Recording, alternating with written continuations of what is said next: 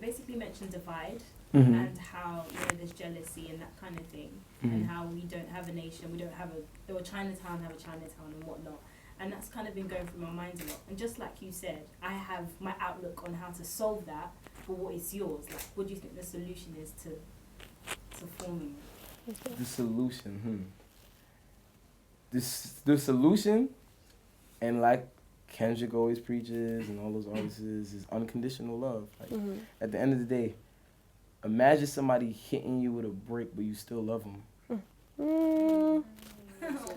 That's It'd be hard. Like, It'd you know be what I'm very saying? hard. That'd be very hard for you. Yeah. But that's the point of unconditional love. No matter what you do to me, I still love you. Just know that you did this to yourself. Right. You know what I'm saying? And at the end of the day, a lot of people fail to have that and fail to jump the barrier of having unconditional love. So that's very hard for people to love unconditionally. Think about it like this. Has anybody made the thought that Kendrick made a song where he says he has the whole nation and wherever he performs, I love myself? Does anybody think about that? Like this is why I think he's one of the greatest artists of today. He has a crowd of people saying, I love myself. A lot of people don't even love themselves. I know people that wake up in the morning disgusted with their whole being of life. Yeah. Like, you know what I'm saying? It's all about the love, man. That's the only thing you can do. Like, how can you be jealous of somebody you love? Tell me that.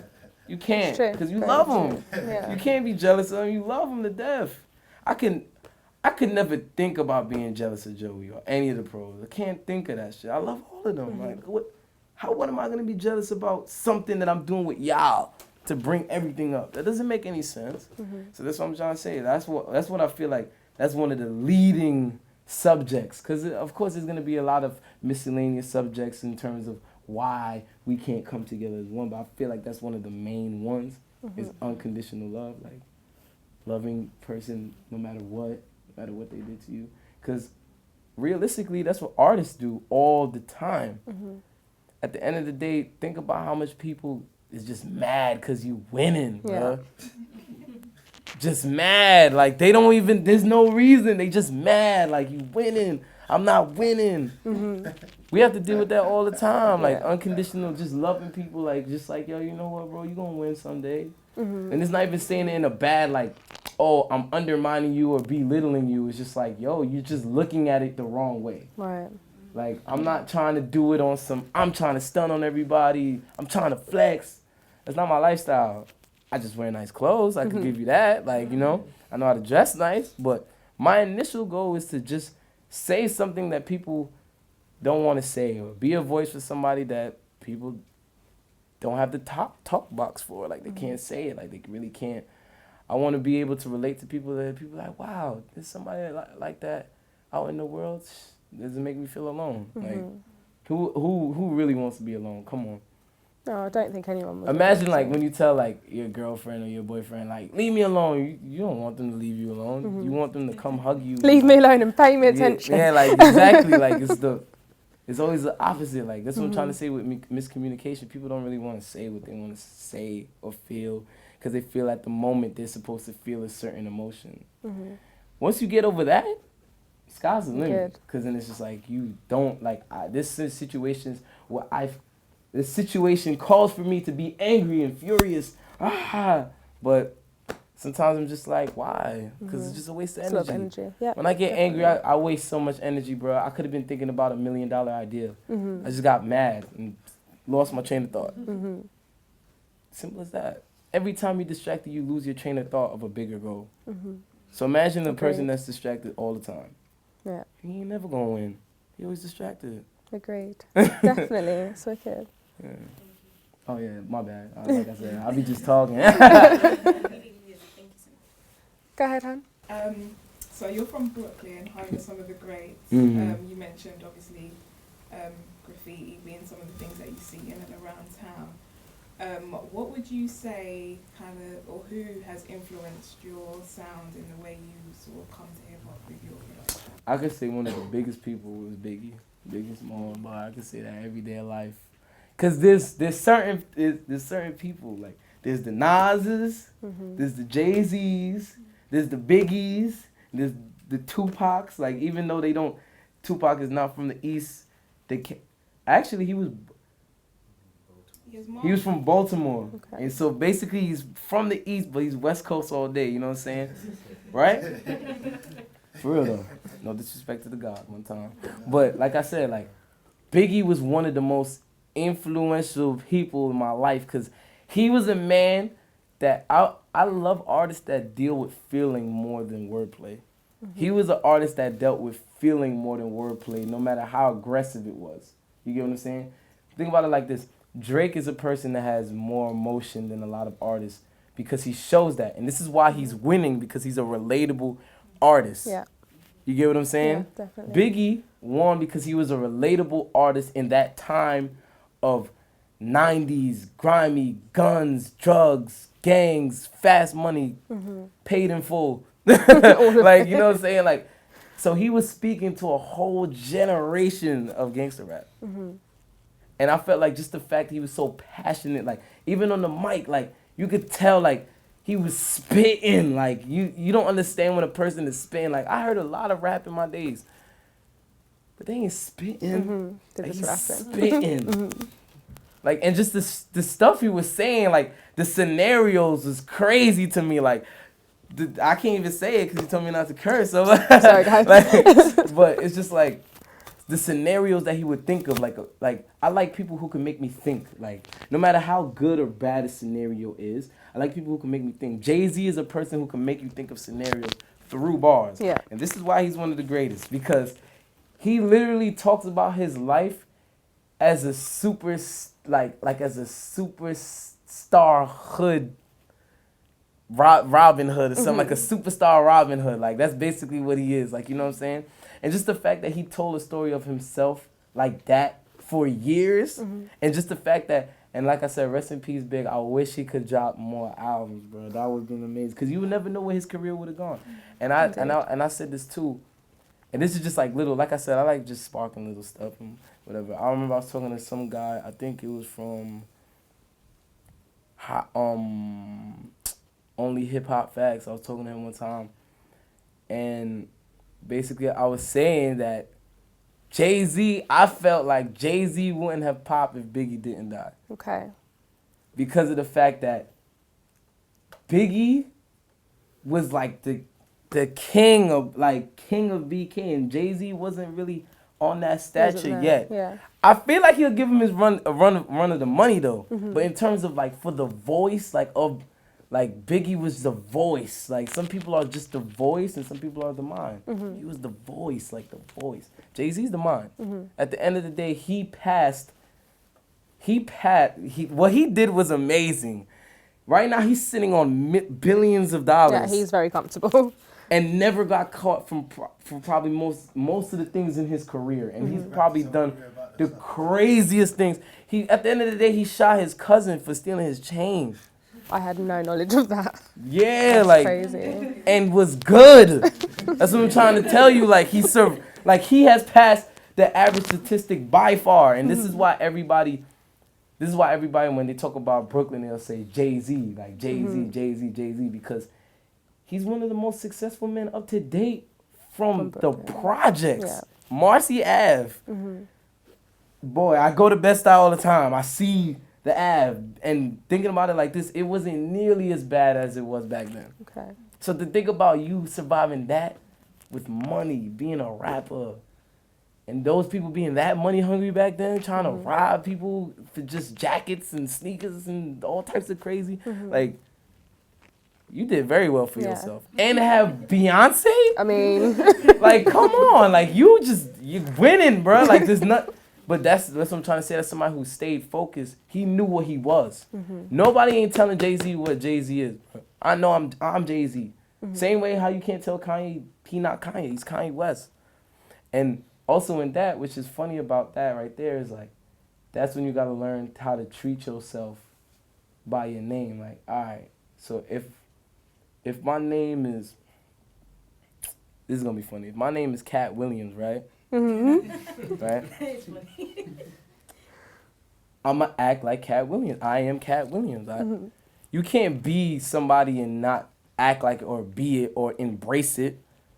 Like, what if Kanye didn't embrace Kanye West? He'll still be making beats for Jay-Z. yeah.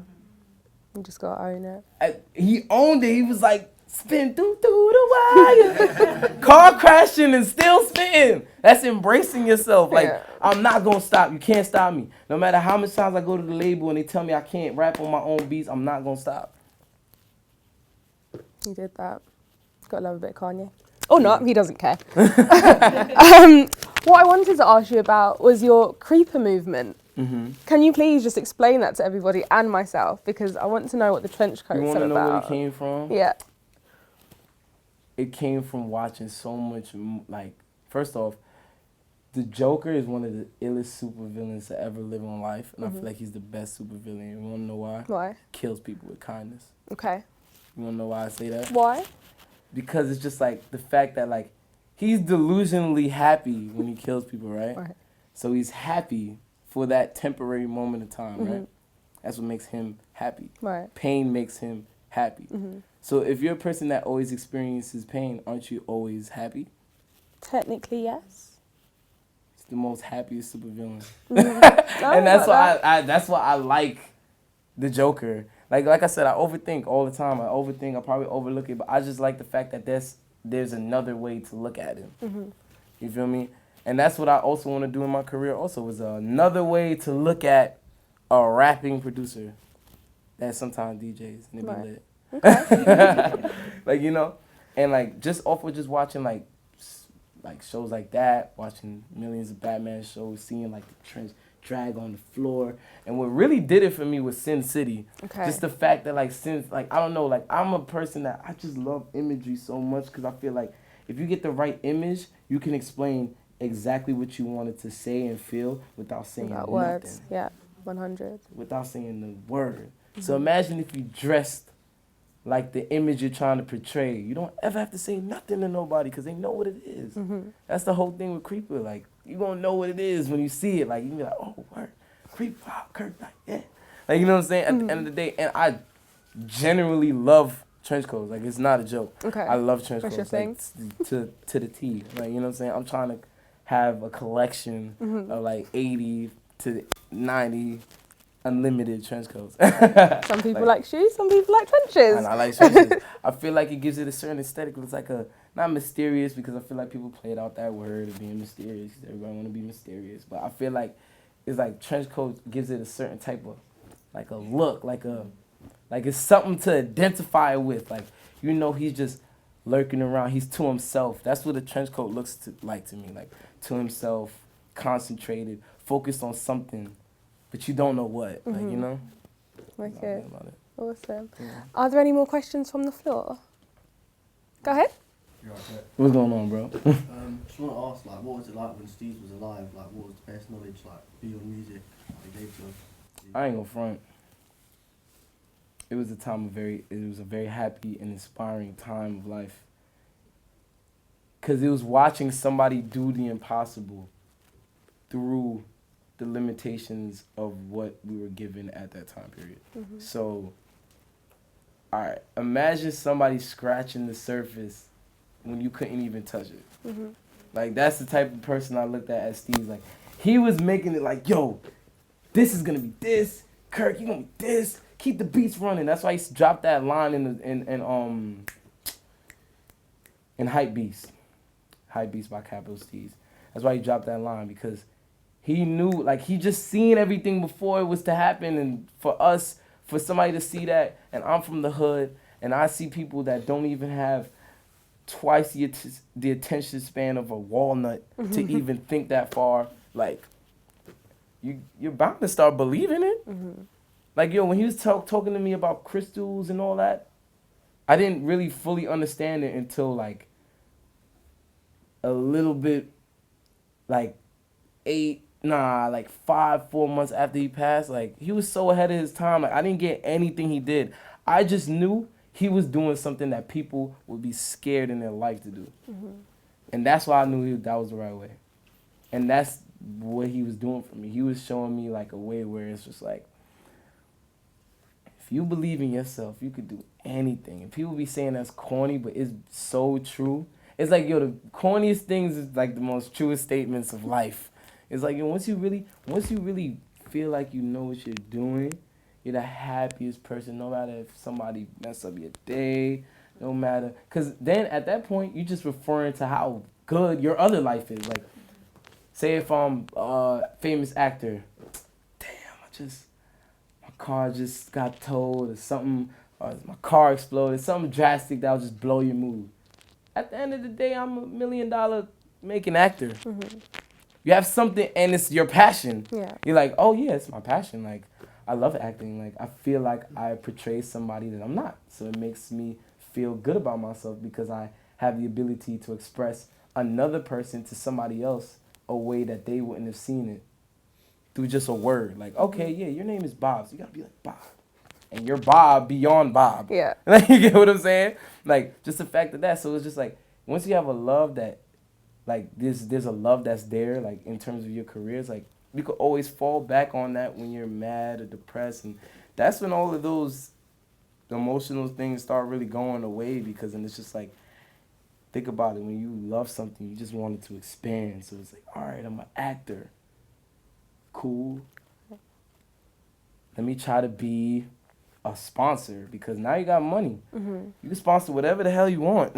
You can invest in property for the children, or you can do anything you want. People forget that the main goal is to I hate money. Like, I could keep it a buck with you. I hate money. And money has been the root of some of the illest situations of my life. You know what I'm saying? At the end of the day, but you need it. Yeah. Once you have a mass amount of money, you can invest in anything and triple its worth beyond the dollar bill.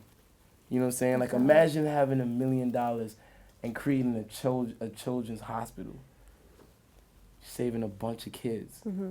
And you don't have to look at that bread, because that's just perfect karma. I'm a person who believes in karma priceless. too. Yeah. I feel like if you mess up karma, bro, you just forever gonna be unhappy. My karma right now is so amazing, and I'm so blessed, and I feel so happy, because it's just like, I remember there's people that just used to,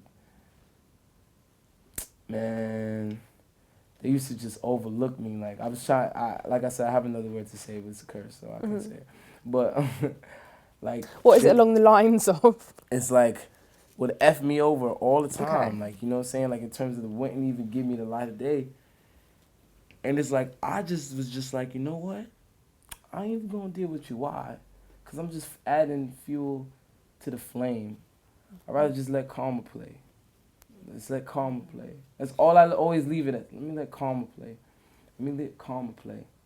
And now I'm doing an interview with a bunch of individuals in the room, with this beautiful individual herself, for this beautiful individual over here. Like, you know what I'm saying? All off of the common thought of music. Something that's said from my heart. Awesome. So That's how so good. organic, how more organic can it get? Like, how, like, how can it, like, it's coming, like, it's, you're obviously all here because you heard of me in some type of way, shape, or form. So it's all bringing us together. Like, think about that on a larger scale. Think about it like on Kendrick level, where he's telling people I love themselves. Festivals, going hard, people happy as hell. Like, I love myself. Like, people don't be thinking past the fact that, like, it's deep. Like, that's deep. Like, imagine Kendrick from Compton, bad side of Compton, to the other side of the world, telling people I love themselves. It's crazy. It's beautiful. Absolutely crazy. Go ahead. Oh, hey. Hey, what's going on? So, if you had to collaborate with any brand to kind of like showcase how you see fashion, but you can't pick Adidas, Nike, Fila, or Reebok, what brand would you pick? Wow, that was a hard question. Or Converse, you can't pick Converse as well. Just throwing it out there. And why?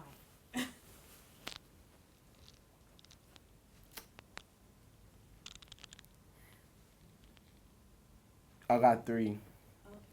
I'll say the Forever brand, because that's only just pushing the movement forward and also preaching what we're doing for the youth and generation. So that, of course. Monsieur Noir, which is Black Museum out here in London. I feel like the first time I tried on their clothes, like, it really expressed who I was really trying to be, like, inside. Like, in terms of, like, I don't know, like it gave me a look that made me feel highly of myself. And if it's a look that makes me feel highly of myself, then it's the right look. Okay. You know what I'm saying? And this brand called Missed It Completely, just off the fact that I'm a person, I'm like hood elegant. Okay. Like, you know what I'm saying? Like, I could say that for myself because people don't understand. Just to make it clear, there's a difference between hood and street. There's a big difference. Hood, you've been in the hood. You live in the neighborhood. You're in a bad suburban area. That doesn't mean you did any bad. You're just in the hood. Street is where they know you in the street. They know what you do. You're doing that. Like, you know what I'm saying? So I call myself a hood elegant person. Like, at the end of the day, I want to just rugged, but it's just all brands that's considered high fashion. But at the end of the day, it's all clothes at the end of the day. Yeah. It's all what? It's all just what, $10 to make? Like people Or less. People don't understand resale when you get into the world of resale and stuff, like buying just clothing and silk and stuff like that for like what, $20-$30 and selling it for like $500-$600. It's all just clothes at the end of the day. It's all just clothes. So I feel like it's completely just off the fact that it shows like just the way it feel these jeans right here. Doesn't it feel firm, like firm? Yeah, and it does sturdy? actually. Yeah. Like it's that's quite, how I feel like I am as a person. So I feel like I feel good in my jeans. Feel firm, sturdy. I can perform. I can stretch. I can be me. So that's like the 3 I would say off the top. Thank you. Go ahead. Yeah, you're talking about like the internet and social media being kind of annoying because people have like quick access to you and know everything about you within like 5 minutes. Yeah. But where do you think you'd be right now if we were in the 90s without the internet? You, Joey, progressive era, everyone. Like, I think how we'll do you still. think you'd I manage? think we'll still be the same. Cause think about it like this. Nas, if it was around the time of Nas was 19 when Illmatic came out. So Joey would be the same age if it was like that. Like if you was to put it in that preference, I still feel like we would have something. I can't lie to you. I can't lie to you because at the end of the day, like I said, man, it wasn't no name to face thing. It was if you heard good music, then it's good music. And Joey, for one, makes amazing music. I could say that for one. And that's why I'll be mad when people don't be giving my boy that credit, man, because he worked hard, boy. If you want to see a hard-working individual, Google Joey Badass. Wicked. Works hard. Any others? Wicked, thanks so much for your contribution, guys. One thing we wanted to do at ADTV was to kind of delve into your album a little bit and kind of get a feeling of what you felt when you were putting it together. Okay. And what we'd like to know is, what are your deepest lyrics on the album? Do they just come to head, or would you need to think about a track and think about what it meant and how it felt to be able to pick that? And can you pick some for us? Putting you on the spot a little bit here. One song I would say that for me would probably be Dead Friends. Just off the fact that one, you want to know what's so funny? That song is in double time, so I can't ever perform it in life. Why so? Because I have asthma and it's too fast for me. Right, okay. Like I literally had to, like every 8 bars punch in after the bar. And I never really did that before. I don't really do punches that crazy. So when I was doing that, like it was just, like I felt like every 8 gave me like a section where I have to explain something of importance each time. So just the way it made me think about it, just made, I was just like, every time I feel alive, I think about Dead Friends. And I feel like that hit right there. Like every time I feel alive, I think about Dead Friends. Like, come on, like, how could you not feel that? Like, that's how I feel all the time at a point. Well, now it's like, well, actually all the time. I got so much dead homies, it's not even funny. But it's just like, it's like every time, think about like every time like that you, in the moment of being like, you is joy, excitement, and then you just can't help to think about somebody that is not there, that deserves to be right there. That deserves to be right there. And that's why I feel like that's like one of the strongest lyrics. Like that's the strongest hook, like just in terms of on the tape, because it's like everybody got that feeling if you got a dead one. Like, you know what I'm saying? At the end of the day, it's like, yo, imagine you got somebody. Imagine Muhammad Ali. Best trainer. Moments. Hugs out. Love you. Da da da. Mm-hmm. And he just dies right before the game. You still got the game though. Yeah. No matter at the end of the day, not saying nobody cares, but it always falls on you. Your next move will be your next decision for your life. Right. You know what I'm saying? Like I said, you lose your trainer before the game, you still got the game. Like, you got to show like you were not affected. Mm-hmm. Like, I am still A1. But then inside, you just sad as hell because it's just like that person deserves to see you win because he was there before anybody was there, giving me all the advice and all the confidence I need to become the person I am today in this fight. Mm-hmm. Feel you, definitely. Yeah, that was one of them for me. And then another one was I Know with Mick, because of the fact that, first off, Mick is amazing. Mick's one of my favorite artists. Basically, how he did it, I was making the beat in the studio, and that was when he was, it was like a time he came to New York from Chicago. We chilling in the studio, and then I was telling him, I was like, yo, you like this beat, man? You think this beat hot? Because it was a different beat. I ain't never made a beat like that, to be truthfully honest with you. Mm-hmm. And I was like, yo, this beat tight, man. I was like, you like this beat? But he wasn't saying nothing. Like, he was unresponsive, so I'm like, I'm thinking it's whack, so I'm just like, all right, I'm going to just keep going. So I'm making the beat, adding more on top of it, looking back to see what he doing. He's just unresponsive in his phone, so I'm thinking he texted somebody. And then I'm just like, I stopped the beat. I'm like, yo, bro, you like this record? Do I should? And he was like, nah, my verse almost done. Like, keep going. I'm like, oh, all right. Kept playing the beat, and he went in and harmonied it one time. Wicked. One time. I was like, damn.